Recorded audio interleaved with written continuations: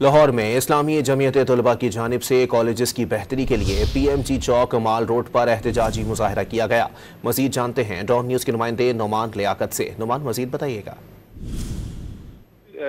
Civil line colleges की जानिब से जो इनके जो तलबा हैं, इनकी जानिब से PMG चौक माल रोड के करीब एहतजाजी मुजाहरा किया गया है, जिसमें तलबा की बड़ी तादाद शामिल थी। और जो तलबा थे, उनकी जानिब से ये मौका इख्तियार किया गया है कि कॉलेजेस में पीने के लिए साफ और ठंडा पानी मुयसर नहीं है। इसके अलावा जो ट्रांसपोर्ट का डिपार्टमेंट है, इसको बहाल किया जाए ताकि पब्लिक ट्रांसपोर्ट से जो तलबा है वो मुस्तफीद हो सके।